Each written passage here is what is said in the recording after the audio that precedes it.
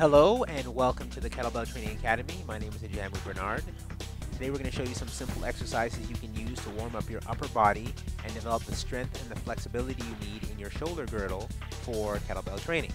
Okay, so the first thing we got to learn how to do is how to pick this thing up in the easiest way possible. So the easiest way to pick it up is what we call the catcher hold. So we're going to start hands around the horns of our kettlebell. We're going to thumbs together. You're going to grip it here. You're going to use your hips, swing it back, bring it to your chest.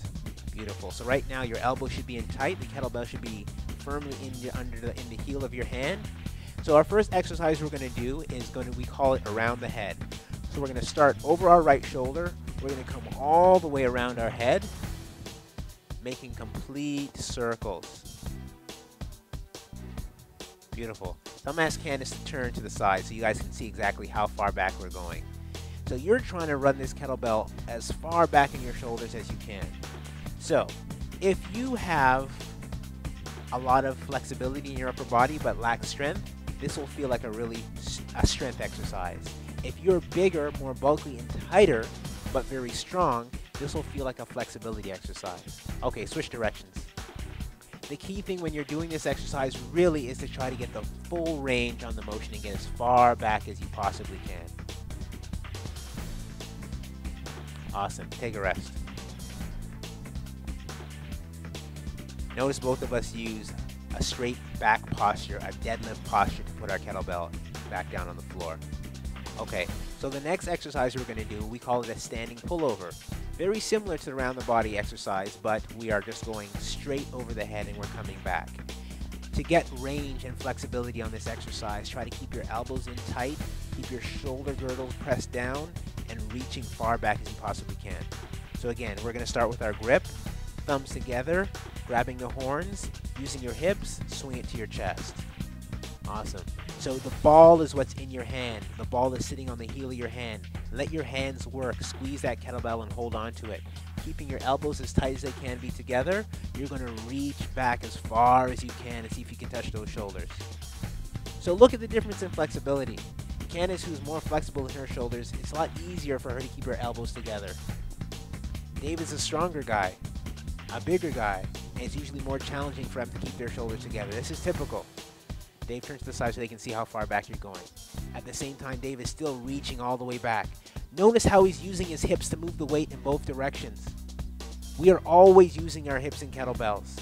Notice how she's using her hips to move the weight in both directions. So there's always that pop that we're using to move the kettlebell. Okay, and put it down. Awesome. So the key thing you got to remember when you're using a kettlebell, when you're doing a kettlebell workout, even when the weight is in your arms, the work is still coming from your hips and coming from your core. And that's the key thing that makes kettlebell workout special, what makes it a little bit different from what everything else that you'll do. We're using momentum. We want the momentum to help us. The momentum lets our hips and core do some work, and it connects our upper body and our lower body together. Okay, so the next exercise we're going to do is called cross body twist. It's a chop. So again, we're going to start in our same beginner's hold, the catcher's hold, thumbs together. Beautiful, to your chest. Awesome. So we're going to come from our shoulder to our hip using a bit of a rotation, but the rotation power is still going to come from our hips. You guys ready? All right, let's go. Hips. Good. So notice as David does his, David puts a pivot in and uses more of a rotational force.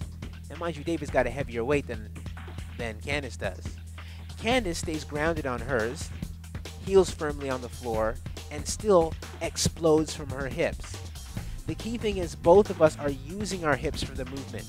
Now, what you're using to get the work is you're starting to get some work in your obliques, but that work again is coming from the power in our hips, moving through our body into our arms. All right, take a rest. So again, no matter what you're doing with your kettlebell workout, you've got to keep your posture firm. You've got to let exercise and the movement and the power come from the hips. The arms are going to do what they need to do. What you want to do is start the movement from your hips. All right, so our next step, what we're going to do is we're going to combine a couple of these movements together. So we're going to take that cross the body swing and add to it a bit of the round the head and come back into the crossbody swing. So we call this a ribbon. You know, the easiest way to visualize this exercise is to think about that ribbon that you see on the breast cancer, right? And imagine it wrapping around your neck. That's the movement we're gonna do today. Okay, you guys ready? You need a towel break, eh? All right, so we're gonna start on our left hip, and we're gonna come from our left hip around the body, around the head, into the other hip.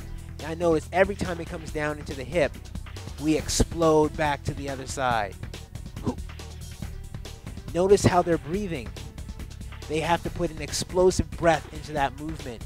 That explosive breath is what's going to protect your body and create a little bit more force so it can move a little easier.